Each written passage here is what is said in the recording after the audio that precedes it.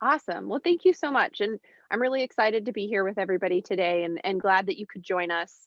It's definitely, photography has always been important to me and has a special place in my heart, but especially when it comes to helping artists like you all be able to further your work. And as Sarah mentioned, it is so important nowadays, especially with all of the activities that are happening virtual. You might not be able to get your artwork in person in front of someone immediately. And so being able to share your work in the various outlets online, being able to show them what you do, the quality, the craftsmanship, that's all really beneficial. So that's what I want to talk about today. I am going to go over a number of different things to help you all feel armed to either take your own photography or feel better equipped to hire the right photographer to photograph your work, depending on the type of images you need, the complexity of your work, things like that. As Sarah mentioned, I will happily take questions throughout. I'll probably pause at different natural stopping points to see if anything's come up. And then, of course, at the end, we can revisit anything that you are interested in diving deeper into. So, as a quick overview of what I want to cover today, number one, I want to talk about some of the key types of photography that you need. There are probably some that come straight to mind that you think, oh, well, obviously I need that. But we'll go into some of the others that you may or may not have thought of and stylistic differences so that you know how to delegate. Like, this is the ideal photograph for this use case. Here's another type for another use. Then we will talk about some basics of photography so that you feel equipped, like I said, to take the images yourself if you'd like to. I'll talk about some equipment that you may or may not want to use, different types of cameras, and how to have a little more control over the quality of the image that you get. Then from there, we'll talk about best practices as it relates to photographing art. Each different medium is its own special beast, and there are qualities that come in to play that will make it, a better photograph. And of course, there's also different things to do with context, whether you're using it on your website or applying for an art show, things like that. And last but not least, for those of you that work in two-dimensional versus three-dimensional art, we'll talk a little bit about how you take that into account because obviously they photograph differently. All right. So let's spend a little bit of time talking about the types of photography. If you just kind of think to yourself, I mean, some of you probably already have some images of your work. Maybe you have a business card that you've put photography on, or you have a website that you've got some portfolio images. Maybe you apply to art shows periodically and you need jury photos. Those are the kinds of things that, probably initially come to mind. But right now, especially in the pandemic, I will tell you that probably the number one thing that you need right now is product shots and images for your online portfolio. Needing to be able to show off the work that you do, even when you can't be in person or when there's a virtual show going on. This is really what's going to get people interested in your work. Then, of course, jury photos for those shows that are opening back up again, or once we're back to normal and having events every weekend, these will be really beneficial for you all. Especially if you're spending a lot more time at home creating new work. This is a great time to capture that. Headshots and portraits are also really beneficial for helping you tell your story. You are a person as an artist. Your work, of course, represents you, but you can also represent yourself and help to depict, yourself at work or, more of your story as an artist. If you do two-dimensional works, you may want to take digital scans, which basically means, photographing the work itself to be able to reproduce it. And then, of course, marketing images, which is the probably most creative area, whether that's for social media, Instagram, your website. So let's look at some examples. With product shots and your portfolio, we're really looking at focused pictures of the work that you do. A lot of these examples I have here are more on the crafty side. So you have jewelry, etched glass work, metal work for lamps, sewing, things like that. And you'll notice a lot of these are very focused, not a whole lot of props, really clean. And the idea here is that it shows off the work. Certainly, if this is for your website, you may have multiple angles, inside, outside, upside down, all of that to really help someone get a feel for what the piece looks like if they were to purchase it directly from online, as opposed to being able to see it in person. So these want to be clean, simple, consistent. Jury photos are similar in that you want that really clean, powerful image. But you will notice that as opposed to showing a variety of angles or everything, like every size, you want to focus on really your key best pieces and highlight those. And then you'll want to pay attention to the spot that you're applying to so that it needs to be square or it needs to be XYZ dimensions or, number of photos, things like that. So there are a little bit more official requirements when it comes to jury photos versus product shots. Along with jury photos, you are going to have booth shots. So for those shows that are still happening and when we do get back into real life events, which man, it's almost been a year, so it feels very surreal, but I know we will get back to it. These images show the organization that you are, you know, participating in, the event that you're participating in, that you have a really professional feel, that you're able to display your work really in an organized manner. And it also helps them see the selection so that they know what your presentation is going to look like at the event. All right. And then when it comes to portraits, so this is an area where you may find yourself wanting, just a headshot so that you can show what you look like. Or maybe it's a picture of you at work so that you can show how your process, what your step by step is so that people can get a feel for what you do. Again, it helps put a face to the work. It helps with that kind of emotional appeal. It is not, a manufactured product. You are hand making each one of these individual pieces, and it helps people to understand the value and the person they're supporting. And then digital scans, like I said, these are, pictures of two-dimensional art so that you could reproduce them. This is where you really want to have high resolution images. The higher the resolution, the larger you're able to reproduce it. And this is going to apply to two-dimensional art specifically. Occasionally you might have something three-dimensional or at least textured that you might reproduce, but usually this is paintings, collages, drawings, etc. Some people do actually scan these with a scanner, but there are a lot of people who just photograph them at a high enough resolution that you could print them, and that counts as a digital scan. So it really does depend on how you're going to end up using them, but the higher the quality, the better a large print will turn out for you to be able to sell reproductions. And then we have marketing images, which, like I mentioned, a lot of creativity here. This is where you're going to show your piece, either you making it, your piece at use, different, you can get different angles, different levels of focus, things like that that are more playful and help people start to see your aesthetic, but also really just focus on your work. So these examples I have from websites and things like that, just to show you, close-ups of details on products or examples that you might put on a poster, a business card, an event invite, things like that. All right.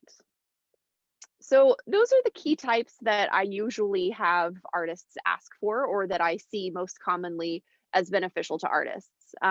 There could be others, but those are the kinds of images that I want you to start thinking about. If you've never photographed your work before or had it photographed, chances are a couple of those categories will really benefit you. So start to think about kind of that look and feel. You have one piece and you could probably take a bunch of different images of it. One would be a good product shot, one would be a good marketing image, etc.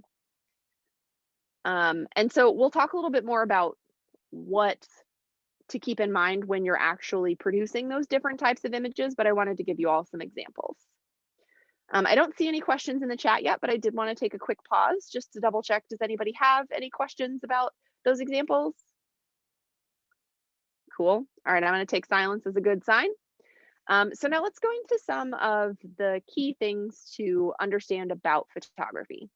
So most of you probably have a smartphone. You've probably taken pictures before, and they maybe came out in varying degrees of quality. And there are a couple different reasons why smartphone photos can be really great and why they may not turn out so great. So let's talk a little bit about the key things you need to know about photography. Number one is the exposure. There is no image without light. The more light you have, the better your image is likely to turn out, unless you have too much light and then it's completely bright, way too bright. So smartphones, as an example, they automatically control for different lighting conditions. We'll talk about different types of cameras as well that give you more control if you yourself want to be able to decide what your exposure is. Some of the more simple point and shoot ones will decide this for you. So again, depending on complexity, this is something that you may or may not want to have control over, but you want to reach a happy medium. You don't want too bright, you don't want too dark, otherwise it sacrifices the details in your work. So part of how you determine how much light you get in an image is going to be your shutter speed. So this is something, if you have a camera that gives you different programs, or maybe it says PASM, this is S, and that's shutter speed. That's how quickly the shutter opens and closes. The longer the shutter is open, the more light you let in. The quicker it opens and closes, the less light. But the key thing to keep in mind here is also the longer the exposure, the more likely you are to have motion blur. So if you are taking an action shot of your art at work, you probably are going to need a faster exposure so that you don't end up with blur. If you're taking a completely still photo of a piece, set up in a little staging area and you have it on a tripod, you can have a longer exposure because you don't have to worry about the blur. It's not going to blur if it's on a tripod. But this is something that when you are in a very low light situation, you're going to need a longer shutter speed. So a tripod is going to be your best friend here.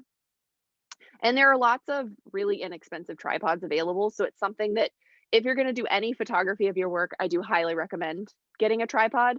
The majority of them will either have the same attachment for a standard digital camera, or you can get a clamp type thing that fits a smartphone if you want to use that. These also come in handy if you're going to be doing videos of your work, which can be really beneficial for online marketing. All right, so the second component, shutter speed, is key for exposure. The next is aperture. So that's how big the opening is for your lens. In this case, what it really determines is how much of the image is in focus. So say, for example, you have a very detailed, large three-dimensional piece. You probably want all of that in focus. So you're going to want an aperture that benefits you there and gives you as much focus as possible.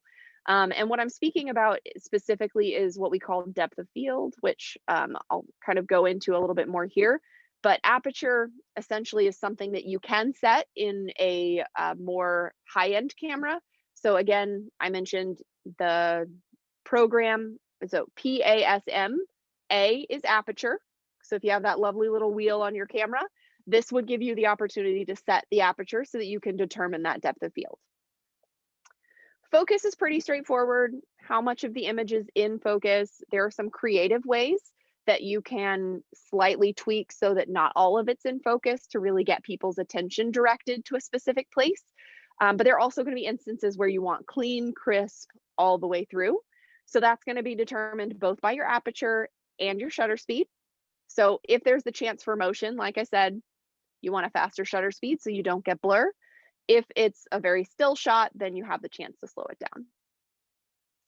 All right, so let's talk depth of field, because this one is definitely something that's really important. Assuming you have enough light that you can choose whatever aperture you want, you get to decide, do I want everything in focus or do I want only the front detail in focus? So I have two examples for you here. The first one with the candles is shallow depth of field. So I decided I only want those front candles in focus. This is a perfect product shot where I'm trying to show that there's a whole range of options, but what I'm focused on right here is just these two scents. So in the background, there is the, blurry information, but you can still see that it is a whole collection of candles, for example. With the bags down at the bottom, I wanted to show the range of sizes, but I want them all in focus so that you can see all of the details. I needed to use a higher aperture. So the fun thing with this is the higher the number, the smaller the hole, but the higher the number, the more focus. So if you kind of want to keep that in mind, low number, less focus, high number, higher focus. And you'll see with this example, the larger the hole, the more light you let in. So when you have a low light situation, you're gonna have to use a lower aperture, which is maybe not what you want. Perfect example of why you might need to bring in more light. And we'll talk about some light sources, but you'll notice that all of these things kind of play into each other to have the best image. All right, so I do see that we have one quick question. Features, blur, smoky look. Okay, so if you do have things that you want to blur out, like I said, both the shutter speed that you choose and the aperture will allow you to do that. When we talk about cameras, I will say that you're probably going to want a camera with a little bit more control than a smartphone, because most smartphones they don't give you the option to choose. So we'll talk about that a little bit more, and let me know if you have more depth, if there's more for that question that you want me to address. In terms of recommendations for tripods, honestly, I think you can find really quality options. It just depends on I would say you need to spend more if you have a more expensive, heavier camera.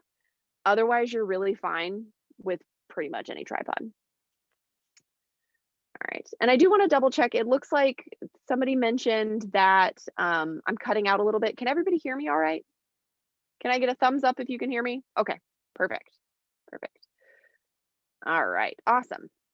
So let's go into another key thing. So the terms that I've mentioned so far are more on the side of when you're capturing an image. While some cameras will let you choose this before you capture the image, some of the important terms that come in after the fact are things like resolution. So depending on where you're going to use an image, you need to make sure that you have the right amount of pixels. So if you think about this example here, kind of shows you that the fewer pixels you have, the less detail you have.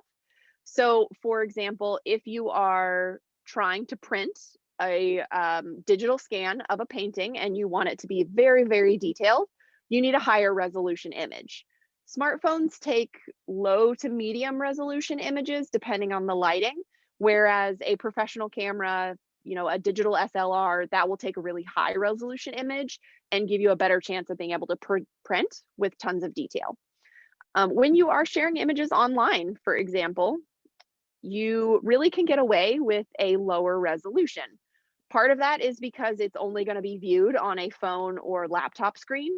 The other reason is you don't want someone to be able to take that and reproduce it without, giving you credit or paying you for your work. With print use cases, though, you do want the higher resolution. I've listed some kind of best practices. General rule of thumb, 72 pixels per inch for web and 300 dots per inch for print.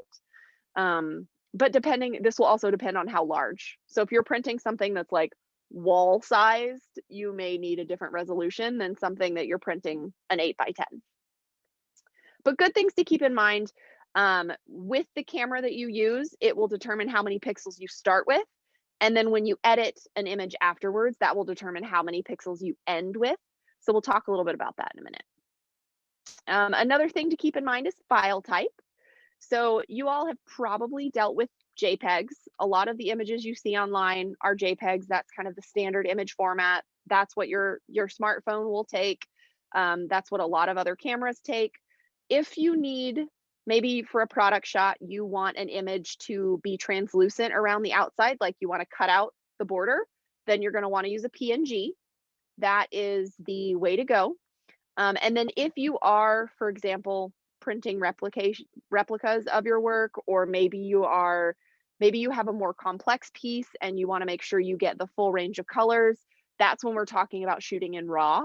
And that is going to be with your higher end digital SLR cameras. RAW does require special software, so keep that in mind. Most computers come with an editor that will help you with a JPEG or a PNG. And lastly, aspect ratio is something that you will see pretty commonly when you're sharing photography online. You need to know what size or shape is going to fit. And then this also comes into play when you are applying for a show. They will tell you the requirements of what they want to see, in part because you do need standardization for jury photos. Also, because if they are displaying the work online, they'll want everything to look and fit consistently. So pay attention to whether or not it needs to be a square or a rectangle.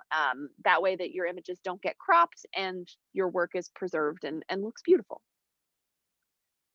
All right. So I know that's a lot of information. I did want to double check before I dive into deeper things when it comes to lighting, which is probably the most important when it comes to photography. Any questions come up yet? Think we're pretty good? Okay, perfect. So as I mentioned, you don't have a photograph without light. And if you have had trouble with your images, it may be because you did not have the right lighting. Certainly, if you go to a professional photographer and they are shooting your work in a studio, they probably should have their own set of lights. And these are usually what you call a strobe light. And this produces a ton of light. It's a really bright flash, and they may have multiple so that they can get different angles or, avoid shadows, things like that. Um, there's certainly kits out there that you could purchase yourself if you want to shoot with professional lighting. And they're not that expensive. You can get different, there's a spectrum. But we'll talk a little bit about what you need to keep in mind. Number one is whether or not you have soft or hard light. For most artwork that you're photographing, you're going to want soft light, which means either bounced or diffused light. And you'll see from the example images down here on the bottom right corner, hard direct light produces shadows and often glares. And so unless you have a reason to show off a shadow, you are probably going to want a softer light that gives you, less shadow. It has dimension still, so you can see that it is a three-dimensional object. You can see some shadows, some highlights, but it basically doesn't give you this stark, crisp line that draws attention away from the work itself. So some examples of how you can diffuse light. Of course, if you do, buy professional kits that have either a soft box or an umbrella, those are some options. If you don't want to invest in that, maybe you use a flash, but you bounce it, which means instead of having it go straight at the piece, you have it go up to the ceiling so that it can bounce and come down and it is softer. Or you bounce it against the wall. That's another option. So some cameras, these are typically flashes that you can add on, not the flash on the camera itself. That usually is only a direct flash. You don't typically have as much flexibility there. But if you do have an add-on flash that attaches, you usually can point it different directions. So you could point it up in the ceiling, for example. When I shoot events, I often use a bounce flash because I obviously can't carry around a bunch of soft boxes and things like that. But I still need more light because, I'm inside. There isn't a bunch of ambient light that really makes for a quality photograph. So I use a flash pretty often. If you don't want to invest in all of these things, that's okay. You can take advantage of the outdoors. I do highly recommend using natural light when possible. Just note that you are going to want a bright day, but if it's overcast or you can be in the shade, that's going to give you the best quality of light. Basically, if it's bright and sunny and you put your work out in the sunshine, that is going to create a hard shadow and it's direct light. If you're able to put it in the shade, that gives you a little bit more diffusion, or if it's an overcast day, the clouds act as your diffusers. So it's beautiful. So definitely ways that you can work with what you have. I've also seen this be really effective just in a window that's very close to the sun. So not direct light, it's indirect, but it's beautiful and it's natural. Couple that with a tripod and you can accomplish a lot of things. So some of the other details about lighting. I mentioned, buying professional lights versus using the sun. The key thing to keep in mind with that is that there may be a color cast.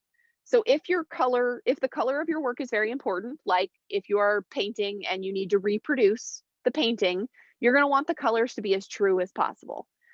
There are ways to correct color if you don't have, maybe you don't use professional lights, maybe you shoot it outdoors in the shade and you notice that it's a little bluer than you expected, you can correct for that. These two images I have at the top right are some of the tools that I recommend for being able to color correct. A gray card is probably the simplest. It is a set gray value that most photo editing software recognizes, and it can help you color correct. Basically, you use a tool that says, I want a white balance. You click on the gray, and it can help you get to the right tone. The more complex way is with this color checker that I have next to it, and that's if you really need to get down to the nitty gritty of this red, this version of yellow, etc. This one comes with a special program to help you do that, so it's a little bit more detailed. It is called a color checker if you want to Google it. All right. And then I mentioned the type of light is important, but also the duration of light, which is basically whether or not you're using a flash or a continuous light source. The sun is continuous. A flash is what you'd call a strobe, where it's on and off. For certain types of things, if you need a lot of light, a flash is going to be the best way to go because that gives you more bright light than you can get from a continuous source. Many of you may have what you'd consider your studio lighting, which is like a clamp light that you bought at a hardware store. Those look really bright, but they're not normally as bright as a flash that you could get.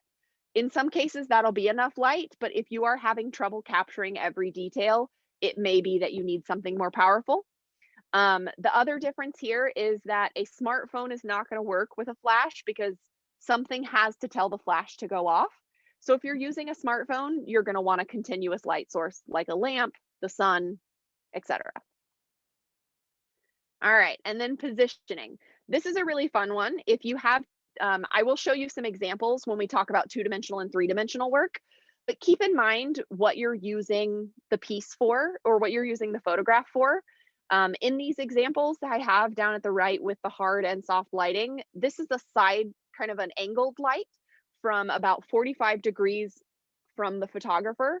And that is probably the best practice when you're trying to get just a general dimensionality. There are some creative ways that you can do side lighting, backlighting, all of that you can play with. But when you're doing a product shot or a jury photo, you really want it to be clean. And that 45-degree angle is kind of going to be a sweet spot there. But again, like I said, I'll show you some examples. All right. With the lighting piece, and I do see a question about this, one thing to keep in mind as well is the texture of your work. If you are working with reflective metals, shiny glazes, maybe you have glass, like you framed the piece, that's all going to make your work a little bit more challenging. But the good news is it's still something you can tackle.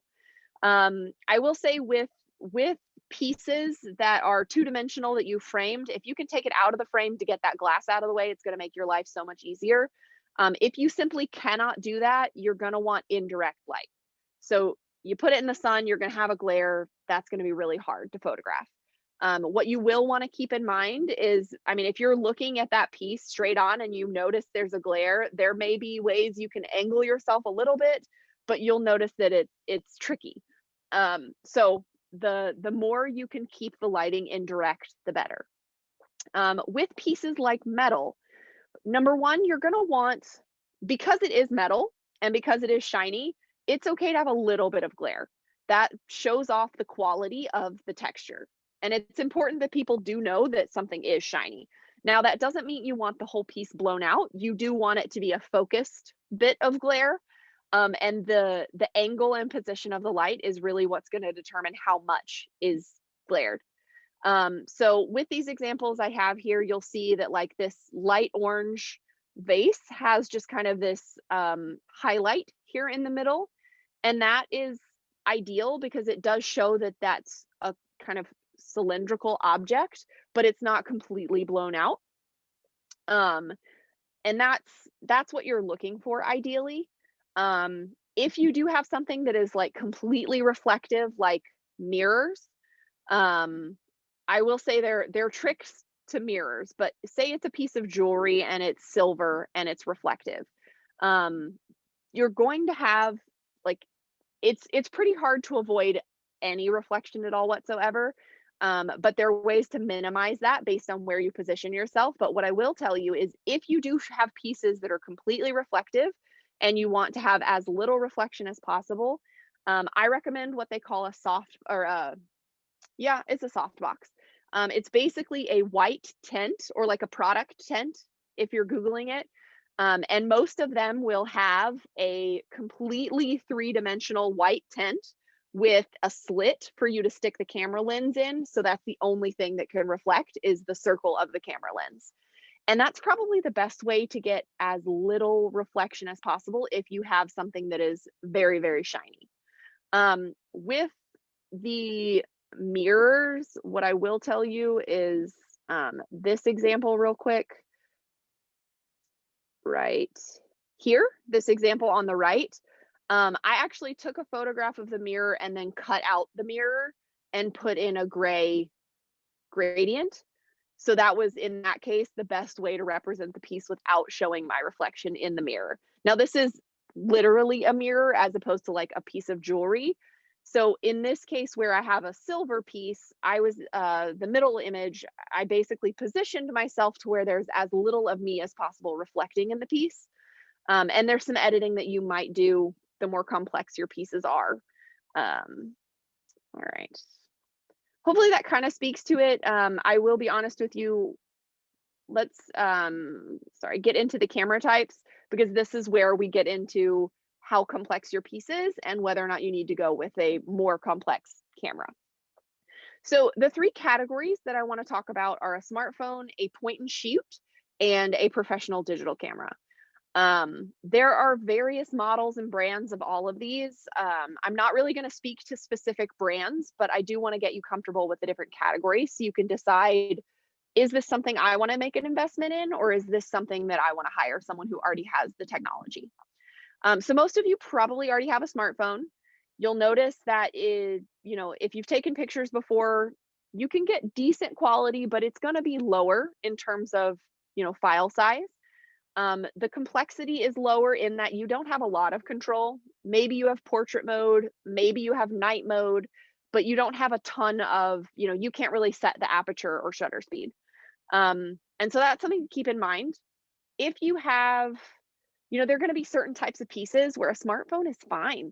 Maybe it is, maybe you create candles or, pottery, and you are able to set up a little scene and you can capture some pretty quality images of pottery with natural light. Good to go. If you do pieces like, metal jewelry that's really shiny, there are certainly going to be instances where that's hard to capture in full quality and detail or without a reflection with just a smartphone. So something to keep in mind. Think about, the texture of your pieces, the size, the level of detail. Smaller it is, the more detail, the more power you're going to need. So you might need a macro lens with a professional digital camera, things like that. So I'll go deeper into each one of these models, but I did want to show you kind of a comparison to keep in mind, with higher costs comes higher control, lower cost, less control. So let's dive in here. So, like I said, there's a lot you can accomplish with a smartphone. And I know I'm a photographer and I should convince you that you need to hire a photographer. But the truth is, there's really so much that you can do in your hand right now. And for a lot of the stuff that you're doing at home, I do highly recommend start playing with your smartphone. Get comfortable with what you can do, test out different angles, understand the limitations, which number one is smartphones are going to work best with a lot of light. You may have noticed when you take a picture at night, it's very grainy and kind of gross. And when you take a picture in sunshine, it's beautiful and crisp. The smartphone actually was calibrating, and you have less pixels with the dark image than you have with the light image. And that's because the smartphone couldn't handle the low light situation.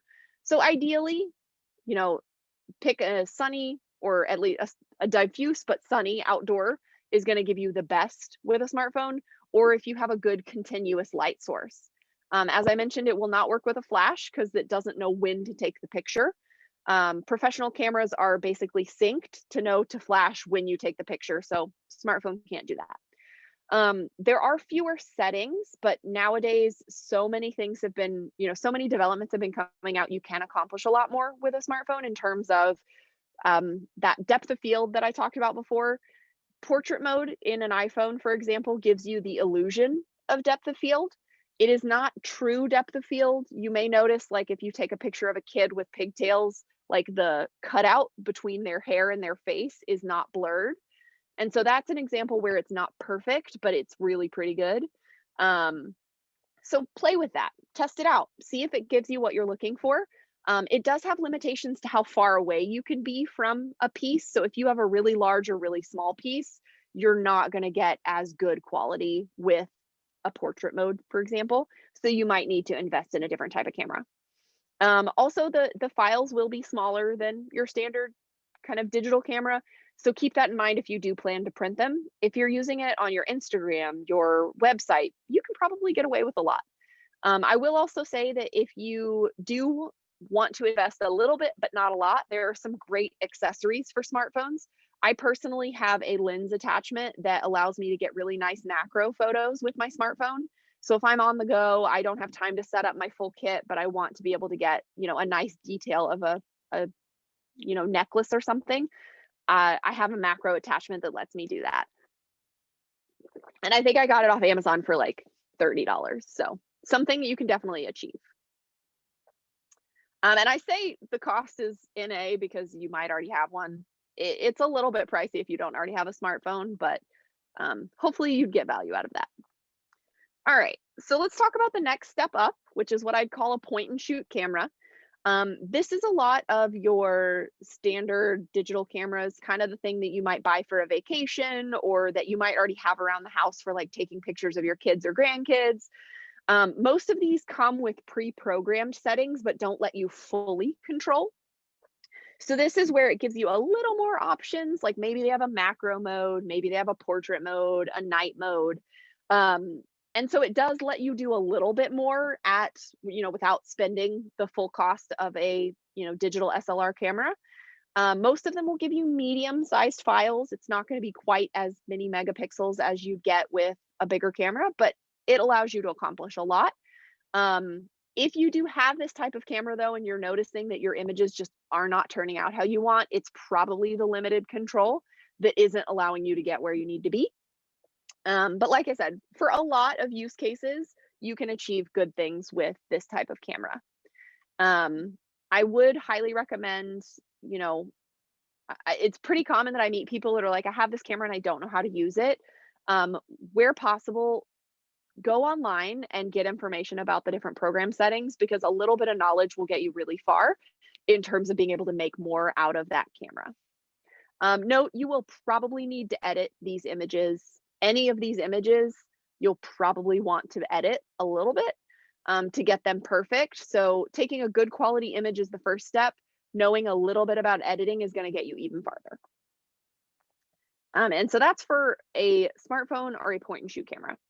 The next type is your full-fledged professional digital camera. This also comes on a spectrum. There are versions that are, $500 and there are versions that are several $1,000s. It depends on how complicated you want to get.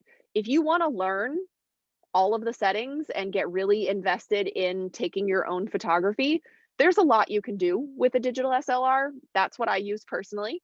It gives me full control over shutter speed, aperture, white balance, all of these different settings that I can say, I am sitting in a room with yellow lighting and I want an image with no blur and, crisp focus. And I basically can set the camera to accomplish that. It pairs nicely with different kinds of lighting, whether you have a flash or, a softbox strobe, something like that. It also is going to give you the highest resolution images. So if you are a two-dimensional artist taking pictures of your paintings that you want to print, this is going to be a better way to get an image you can print really large. This is also going to give you more control if it's something where you have a lot of texture, you have reflective surfaces, things like that. And then when it comes to accessories, there are so many things you could buy. It can be a little overwhelming, but for the most part, you are going to want just a good quality lens. Most of them come with a lens, but you can get, they all come with a lens. But you can get alternatives if there's something like you have jewelry and you want to shoot macro shots, you want a really good macro lens. Definitely an option. This, if you go to a professional photographer, this is the type of gear they're going to have and be able to provide for you. Part of what you do pay for in hiring a photographer is they already know all of this and you don't have to learn any of it, except that it is helpful to be able to ask them and say, hey, I want an image that has depth of field, or I want an image that captures all of my texture, things like that. So that is part of why I mention it, is you might want to be able to talk a little bit more about what you want them to capture for you. All right. So I mentioned, getting a good quality piece is huge, or good quality image is huge, but there are ways to save okay photos. And this is something that I also highly recommend playing with. If you have a smartphone, you could go in right after this webinar and start playing with the editing to get more familiar with what your options are and what you can save. Most phones come with a basic photo editing app. Most computers also have some trial version or basic editor that you can use. And so I'm going to speak to some of the types of editing that help with most of your photos. These icons I have over here on the right are some examples of other software that you might invest in. The bottom right is Snapseed, which is a really great smartphone editor, gives you more control than your standard photos tool. Then the other two are Lightroom and Photoshop, and those are really what you're going to need if you're taking professional raw photos. They give you really so many options for things like controlling how much, shadow and highlight, how much detail, if you needed to go in and remove any blemishes, things like that. But that is going to be more what you're going to sit down on a laptop or a computer and invest more time in. So it really depends on kind of how complex, again, your imaging needs are. So let's talk a little bit about what it's helpful to know how to do. Number one, we talked about exposure. So most photo editing tools will allow you to increase or decrease. And this can help if you're just a little bit off. If you took a photo that's completely black because there was no light, you can't really save that. But if you took one that's slightly darker than you want, you can usually bump it up and get a pretty good image to work with. White balance is also an important thing to be able to correct for. Sometimes this is called color or temperature, but basically if you took an image in sunlight and it was a little yellow, or maybe you took it under fluorescent lighting and it's a little yellow, you can usually correct for that with most tools. Like I said, your typical photo editor will let you do a little bit, and then things like Lightroom or Photoshop will let you go real deep into, maybe you have to pull out a little green and enhance the blues, and like there's a lot you can do if you want to be able to do that. Some cameras will also let you set to correct for this early on. And that gray card that I mentioned before is a really beneficial tool. So contrast is something that, depending on your type of lighting, maybe you tried to use soft lighting, it was a shadowy day, but it still had too much shadow. You can bring contrast back, or maybe add more contrast if you didn't have enough of a true black and white. And this is something, it's a slider. You go up, you go down, depending on what your image needs. Highlights and shadows go deeper into that contrast piece. So if you do have, the smartphone even has this, honestly, a way to enhance either brighter shadows, darker shadows, etc., to give you more of that contrast if it's something that you need to enhance. Cropping, if you do nothing else with your images, I highly recommend you learn to crop, because maybe you shot it and it was a little bit askew and you just need to clean it up. You don't have to throw away the entire image, which is great. It'll also help you if you need consistency. Like, I want square images for my Instagram account. So you took a rectangle, you just want to crop it. Or maybe there was something that got in the way, like somebody's hand reached in and you just want to crop that out. Or maybe your foot accidentally snuck in the photo because you were standing there. Pretty easy to crop out, and it's something that will, like I said, give you a lot of professionalism and a finished quality to an image that you otherwise might have just snapped real quick. And then retouching is definitely a more time-intensive option if you do have the skill set and the tools. Maybe you need to, like I said, clean up a blemish, a fingerprint, a crack. I don't recommend misrepresenting your work, but certainly if it's something you could have cleaned off and you just forgot to, you can easily fix that. This is also where, if you're having a lot of trouble with reflections, you can clean up a reflection by editing it out. Like I said, I would love to help you to where you don't capture that and you don't have to worry about it, but there's some use cases where you're going to have to edit it out, and that's just standard. Most photographers, if you do go to them, ask them about their retouching policies, because maybe it's included, maybe it's something you add on extra, and they'll want to know what kind of expectation you have for how much you're going to need them to do. Portrait photographers, for example, already expect to whiten teeth, maybe, lighten up wrinkles, fix blemishes, things like that. So some of it might be included in what they're offering. And this is something that you can also practice if you want to do it yourself. Photoshop is going to be your best friend for retouching. Most of these other ones that I mentioned, you can achieve in a lot of other photo editing tools. Cool. All right. So my last kind of tip is something to keep in mind before we dive into best practices. When you take photos of your work, I will admit I'm a little OCD, so this is part of why I mentioned this, but I also have this question a lot. How do you make sure that you've preserved your images so that you can use them time and time again? And especially if right now you're at home, you're taking pictures, but you're not really doing much with them, you want to save them for later and be able to get back to them. I highly recommend developing a system for yourself so that you know where they are, you know what they're of, which version they are. You will probably, if say, for example, you take a photo of your piece and you want to be able to use it for a journey photo, a product shot, an Instagram, etc. You may have to create different versions of that image because maybe you need to save a higher resolution version for a jury photo and a lower resolution version for Instagram. Developing a system of storing your images and naming them is going to save you a lot of headache in the back end. It will also help if you hire a professional and they send you a folder of the images, download them, save them, make sure you've got them preserved somewhere. I do highly recommend either a cloud storage solution or a hard drive option.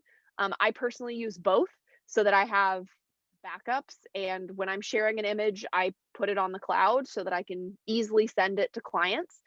Dropbox, iCloud, Google, there are a lot of great options out there that are not that expensive depending on how much storage space you need.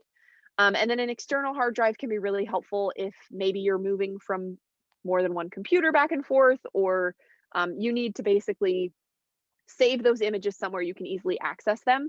I use external hard drives because they have more space than my computer itself, and they keep my computer from being slow. You might use a little thumb drive or something like that, but it's just helpful to store your images. And we will share this presentation later. I have a couple articles that are really helpful if you want to learn, a process for storing things. But I also mention this because if you do buy a new camera, you need to think about how you're going to get your images to your storage solution. It may come with a cord that you can plug into a camera. It may come with a wireless sharing option, like, for example, an iPhone, you can AirDrop to another Apple device. But if it is something that has a card, you're going to need a card reader. So keep that in mind. All right.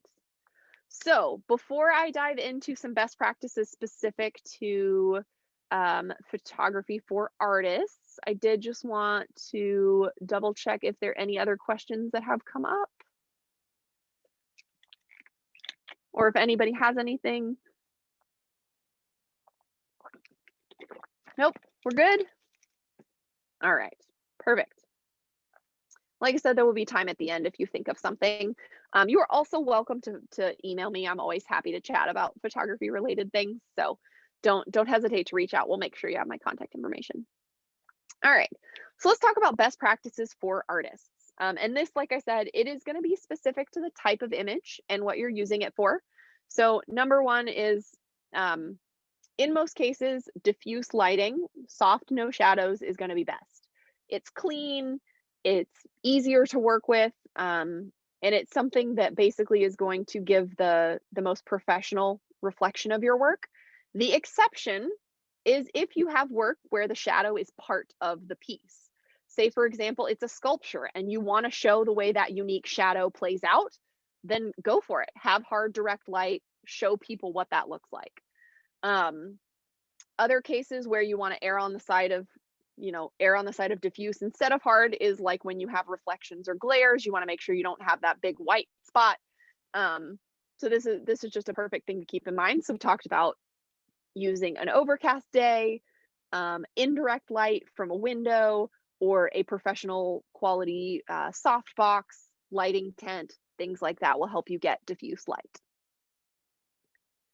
Number two, honestly, I'm a big proponent for simplicity. Whenever you set out to take your images, you know, you may be inspired to put in a lot of props or staging or get different textures and backgrounds.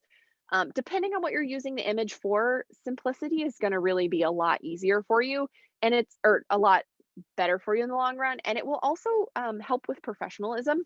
So, say for example, these are product shots. If you add a bunch of different props in, sometimes it distracts from what your piece is. Sometimes it makes it harder to replicate that if maybe you take images once a month of your new work and 6 months down the road, you don't have those same props. And so they no longer look consistent. So it's one of those things that keeping it really focused on the piece is ideal. If you are doing jury photos, most of them want only the piece in the image. So keep that in mind.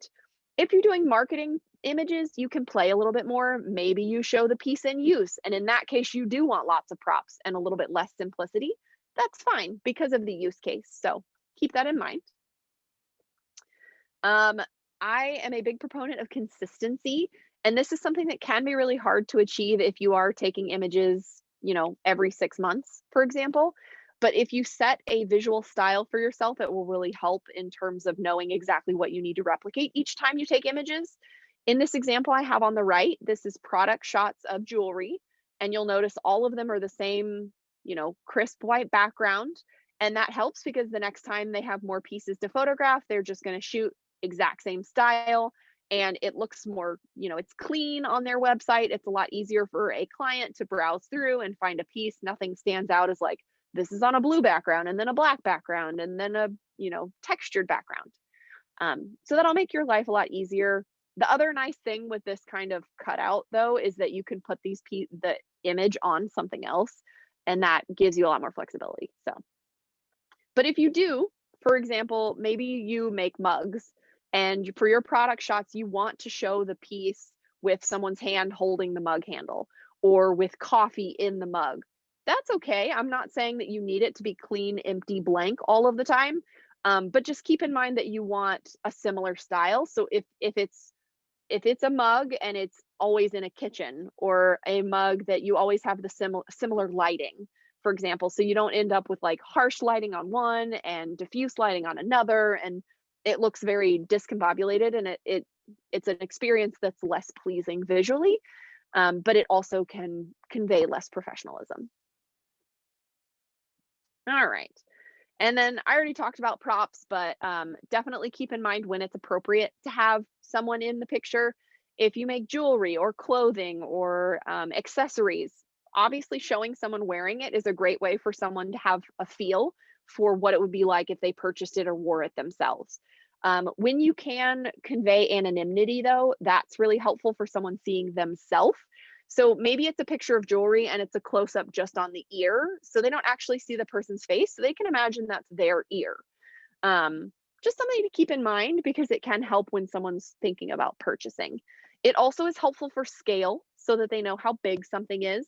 And it looks, for, like I said, the example of someone wearing a necklace or an earring, that looks a lot more professional than like putting a quarter next to the earring to see how large it is.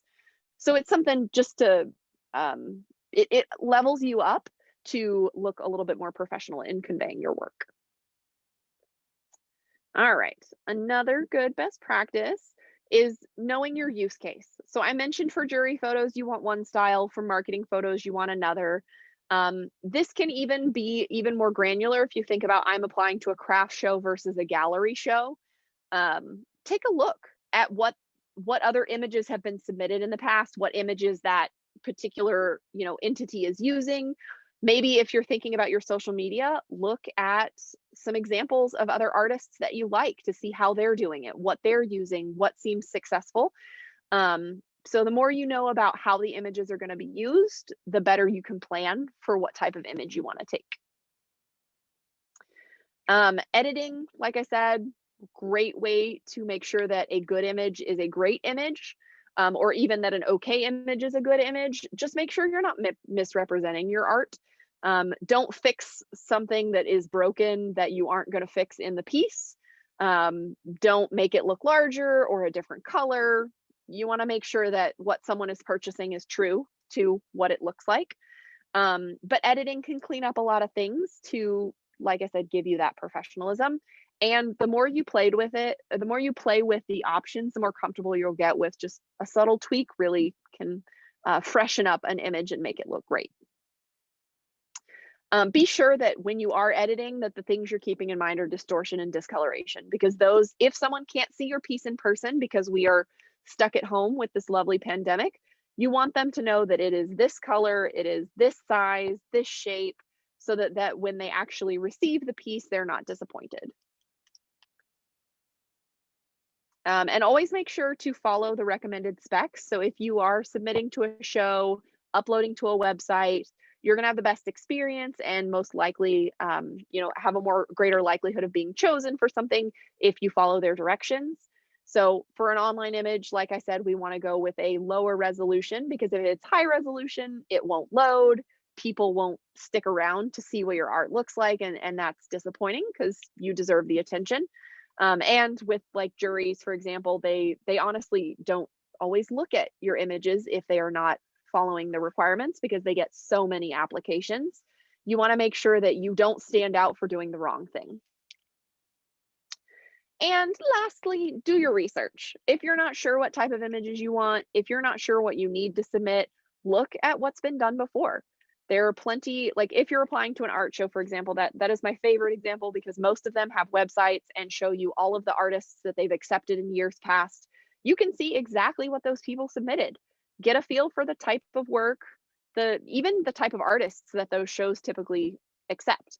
But the same is true if you want to look at your competitor, or not your competitors, your if you want to look at similar artists in your space, what they're doing on their websites, their social media. Get inspiration from that. You don't have to feel like, you have to copy exactly what they do, but you want to get a feel for, okay, this is, on their Instagram, they show pictures of the images, pictures of work in progress, pictures of their ideas, their inspiration. It'll help you get more comfortable with all of the options out there. Whereas with your product shots, you go on Etsy and take a look. It'll be real quick for you to see this is a professional image, this is not a professional image, and it will help you get smarter about, okay, here's what I want to capture. All right. So any questions about those last couple of slides?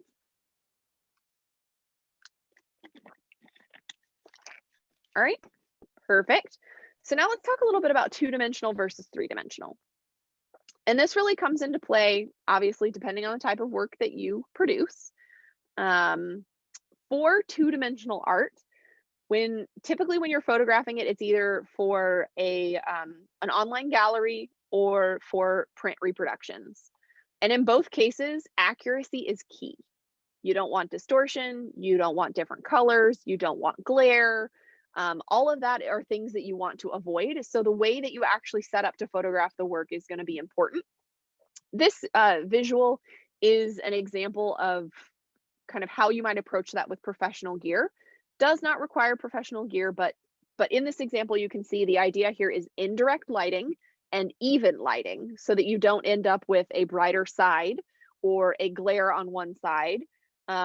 If you are not going to invest in lights, for example, and you want to use outdoors, that's fine. Just don't use an area that has some sun, some shade. You want complete shade.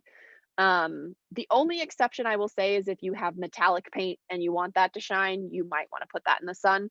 But just note that might distort your colors a little bit, so you'll want to tweak that after the fact. This is going to be where it's good to invest in a higher quality camera so that you get higher resolution if you're going to be printing the piece. But I mentioned this because it's definitely something that comes up a lot. And if you can remove glass, if you've already framed it, you're going to have a lot easier time.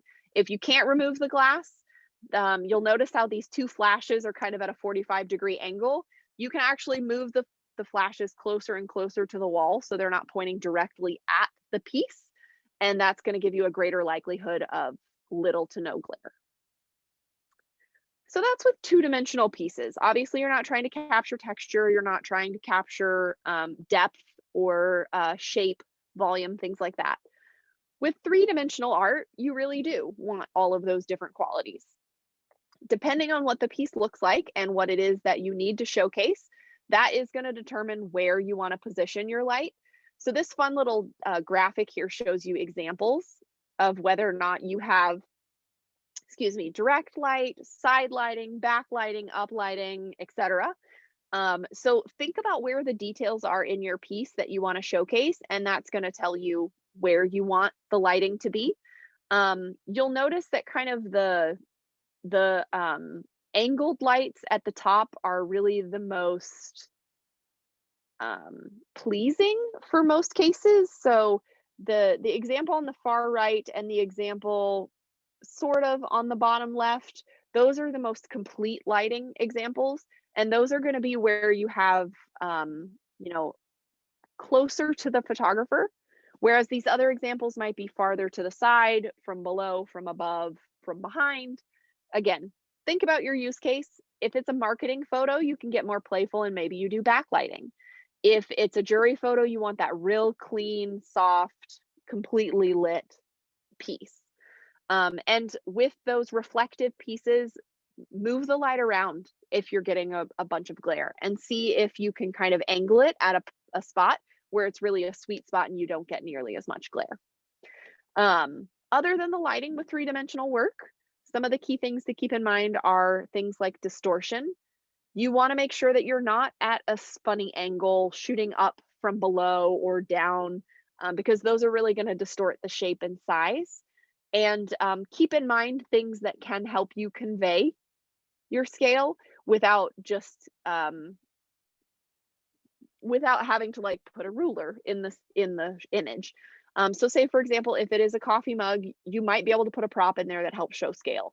Or if it's an item of clothing and you photograph it on a person, that obviously helps show scale. Things like that. When it's sculpture, it's a little bit harder because there may not be something that makes sense to put in the piece or in the image. And that's really when you're going to want to rely on descriptions. So on your website, things like that, make sure that you have very clearly detailed the size and dimensions, things like that. So I know that's a lot of information and a lot of things to keep in mind when it comes to photographing your own artwork. The nice thing, like I said, there's a lot you can do just by getting out there and playing with it. I want to empower you to test things out on your smartphone, to try things on your point and shoot, or decide if you're ready to invest in, a professional camera. You really can learn a lot just by testing it out. Take a couple images, try a different angle, a different lighting, play with the editing software to get more familiar with it. There are tons of resources online as well if you would like to learn more about how a particular type of camera works, or about, different examples of editing software, things like that. Definitely feel, like I said, empowered to do this yourself if you need to right now. And especially if you're working from home and you aren't getting out as much, you might have a little bit more time to spend working on these types of things. And then, of course, if you do have questions, here's my email address if you want to jot it down. I'm certainly happy to answer some now, but you're also welcome to follow up with me afterwards. All right, let's see. So I see a question about photographing large pieces of work, and I'm assuming, Julie, this is like a large painting, so a two-dimensional item. Yes, that's correct. Perfect.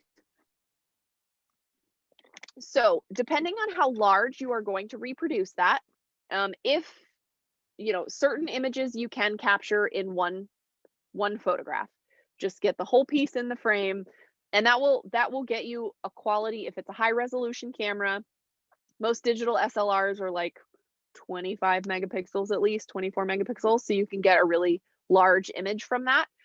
Shooting in RAW will also give you more image data to work with, for lack of a better term, more pixels. But you do need to be prepared with the software to be able to edit that. The other trick that you will see a lot of people like, I believe even Skyline does this, they actually take photographs of pieces of the work. So it's like, here's 2 by 4 inches, and then 2 by 4 inches, and then 2 by 4 inches. And then they use software to scene those together. So you end up with what was, instead of one photograph's worth of pixels, you end up with what may be 10 photographs worth of pixels. That does, this is requires a little bit more finesse, and it does typically require software like Lightroom or Photoshop to be able to piece those together. But that will give you a very large and largely reproducible image. You do need to be careful about distortion with that though. So something that I definitely recommend using a tripod and using good, very diffuse lighting as well. So in that case, can you hear me? Yeah. Okay. Thank you for taking my question. So in that case, do you move the artwork or move the tripod to? Good question. Yeah. I typically move the tripod. And depending on most pieces, I don't do like square by square. I'll do like a panorama. So it's like 1, 2, 3 and seam them together. And so you'll just basically have the tripod taking a picture of a third and then the middle third and then the other third. And you'll want a little bit of overlap, and that's how the software seams them together. Lightroom itself has a feature that automatically does this for you. Technically, you could do it manually, but it's a lot of attention to detail on the screen to make sure that you're lining up just right. Thank But you. it can be done. And that is, the other alternative is going to a company that will actually scan it and has a large bed scanner. But I know that that's sometimes hard with pieces that have reflective paint because the scanner shining on the piece, like if it's an oil painting or something like that, like it can cause glare that you don't want. So a photograph may be a better way to capture it. Thanks. Of course, yeah. Anybody else have questions? All right. Oh, I appreciate you bringing up seamless. I did not speak to this before. Okay, so when it comes to your typical setup, if you are trying to take a very clean, no background or minimal background image, we photographers use what we call seamless, which is basically a piece of paper or a background that is one continuous line so that there's no angle and there's no like, edge to the wall, for example. So it looks like a swoop of paper. And in most cases, actually, we use paper, so you don't necessarily have to go invest in some really crazy backdrop. You could buy a poster board, you could buy a roll of background paper. You might even already have a big roll of paper. There are some really beautiful gradient backdrops that you might consider investing in. I think I got one for smaller pieces that was like $50, and I've used it a lot for a lot of years. But basically the benefit of seamless is that it, again, doesn't have that hard line that you might have if you put a piece up against the wall, for example. But yeah, does that answer your question? So a piece of white paper, a poster board if it's small. If you do end up purchasing something like a light tent, which is that cube that I mentioned, usually, that poster board will basically fit in the cube. If you are doing this just out in normal space, I typically will set up, if I have a stand that I can use to hold the top of the paper and then I clamp it to the table. You could do the same with like clamping it to, you could put it in a chair if it's a smaller piece and clamp to the top of the chair and the seat of the chair. For, like I said, your smaller pieces. If you have larger pieces, I might honestly attach it to the wall at the top and then have the swoop go down to the floor, and then you can put your pieces on the floor. You don't necessarily have to invest in a background stand, but you also could do that. You might also already have like light stands or something like that for your studio space, or like an easel that you could use to help you frame that. Does that help?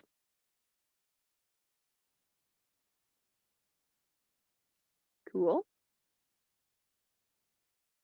But yeah, what I will say about the DIY kits that you'll see out there for things like a light tent or seamless, a lot of them are smaller than you think.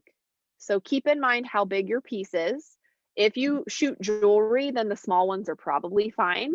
But for example, if it's like 1 foot by 1 foot, that's going to give you a very small space to take an image in. So keep in mind, if you do large pieces, you are going to need more space than you think. You're going to need more seamless than you think. So for your background, it can't just be the size of the piece. You need it to be probably at least as big of the piece on all four sides. Like you need enough space that you could take a step back and have white around the piece or whatever the color of your background is. So keep that in mind. I have more than once thought, oh, this will be a perfect backdrop, and it's way too small. Things like places like Precision Camera has rolls of paper that are these really great, like 5 foot rolls of paper that you can, use for a backdrop and then use for actual like artwork or even, papering a space or something like that. Like there are lots of multi-purpose use cases there. And they sell it in just about every color you can imagine. So that's one thing that I do love. I highly recommend bright white or super white if you are using this for your photography. And I will tell you, to be honest, in most cases, I shoot on white. And if I'm gonna, maybe the piece is gonna look better on black or on a gradient, I will actually put it on that in my editing software. If you don't feel comfortable doing that, there are beautiful gradient backdrops you can purchase. B&H Photo is my favorite place online to go purchase gradient backdrops, and they have them in all sizes. So if you do want one for small pieces, you can get one that's just a couple feet by a couple feet that works really nicely. And photography clamps are also really easy to find. You can buy a kit on Amazon. They're little plastic clamps that'll allow you to, set it up against the wall or on a table, things like that. Cool. What other questions do y'all have? Hopefully I haven't overwhelmed you with information and hopefully gotten you a little bit curious. The website. So the resource that I mentioned is B and H. So nope, not that one. B and H. It's B&H Photo. They are a really great online retailer for photography equipment. Of course, you can find a lot of things on Amazon as well. I'm a believer in Amazon, but and then Precision is a local camera store that has a lot of great resources. They also do classes if you'd like to get more familiar with your camera, things like that. They have used equipment, all of that. My lighting that I have is I got from a company that sells what they're called bees. So Paul C. Buff is who I have in terms of lighting. And he has some really great affordable options if you do need those more professional strobes, and things like soft boxes and all of that. Cool. Any other questions you all have? I was going to say, it looks like Yasmin also asked about what apps. I don't know if she means on a phone or not, but I was also going to mention we actually do have one of our photography instructors at the Doherty right now is doing virtual classes on cell phone photography. And there's also some quick little videos that we have like on our Facebook and Instagram that she's done with some spotlighting some of those apps. But anyway, I can put a link to those classes for signing up too. But it's Shelley Wood, and she does a really great job. Awesome. Yeah. So that. Oh, go ahead. Oh, sorry. Yeah. What apps? And also, I'm interested. I'm a hairstylist, so I advertise a lot of my work on Instagram, and I'm really getting started on how to use the lighting and editing and all that. Also, what other marketing classes and photo classes you have? Thank you. Yeah, of course. So I can speak to some other apps, and I'll let Sarah speak to some of the other. I think there are definitely some great classes via the Artist Resource Center that'll get you started more in the marketing side of things. My favorite smartphone app for editing photos is called Snapseed. It gives you essentially a lot of the tools that you would have in your Photoshop or something like that, but it's free and it's very approachable. It even has things like correcting for blemishes and all of that. Just know that it's a phone, so it's not quite as sophisticated. Um, Adobe does have a Lightroom and Photoshop app for your phone if you do want to get more in the weeds. And I think the other ones, I mean, honestly, Apple's editing software is pretty good. So I personally have an iPhone and I just use the regular editing apps for my simple stuff. And then I go to Snapseed for the more complex things. But if you Google it, there are definitely tons of options for apps if you want to do things like put text on top of your images. Like Canva, for example, is a really good one for making marketing materials out of your images and things like that. Okay, I just put in the chat too a link to the actual webpage we have for the Artist Resource Center. And that has all of our professional development classes and workshops, and including our past workshops. And so it was about a year ago we started actually recording them. Even before the pandemic started, we started streaming them to Facebook since we were getting pretty crowded in the space that we were doing it. So there's some on a YouTube channel, and they are also linked from this Artist Resource Center webpage. So if you go to that and you scroll clear to the bottom, it's got a little drop down with upcoming workshops and a little drop down with past workshops. And it'll either be a lot of them, there's some we don't, but there's some of them that have video recordings, and then a lot of them have like the PDF presentations as well. Awesome. Yeah, and thank you for the recommendation. Adobe Spark is definitely another tool you can utilize. I do mostly illustrations on paper with ink and watercolor. If I'm taking photos indoors I have a good camera, but I often have issues with like shadows on the paper, or usually they'll end up being a gradient wherever the light is coming from. I was wondering what you would recommend as like the easiest kind of least expensive way to just get started getting like clean, clear, well-lit photos of those flat images. Yeah, that's a great question. So the diagram that I showed with two-dimensional art, one of the key things there is if you do have uneven lighting, is figuring out a way to even that out. So say, for example, you're shooting it near a window, so a lot of the light is coming from the left side. If you are able to bring another light source, like a lamp or something that isn't too, isn't yellow or color toned, that will help even it out a little. The other option would be maybe taking it outside into a shady area that doesn't have quite as much directionality to the light. And then the third option I would say is editing it afterwards to where you could lighten up the side that isn't getting quite as much evenness. Okay, and then the next step would be getting better lighting or like scanning it. Yes, yeah, those are two other options. And yeah, if you do purchase better lighting, obviously having the angle so that you get a lot of diffusion and so that you don't have like just the stark shadows will be really helpful for you. Okay, thank you. Yeah, of course. Yeah, well, if there's anything else, let me know. I'm excited that I got the chance to speak to you all today. I'm glad that you are taking the step to photograph your work and really make as much use as you can of this time in quarantine when we aren't getting to be face to face with each other. We will get back to that, but it's definitely a great time to show off your work online. And so the thing I didn't mention, I am not a videographer, as it were. But know that a lot of these tools that we're talking about will translate well to video. So if you want to show a time lapse on your Instagram of how you make your work, or you're into TikTok and you want to film that, smartphones are really great for that. And the same kind of qualities of good lighting, simplicity, all of that will really benefit you to have also quality video content. So yeah.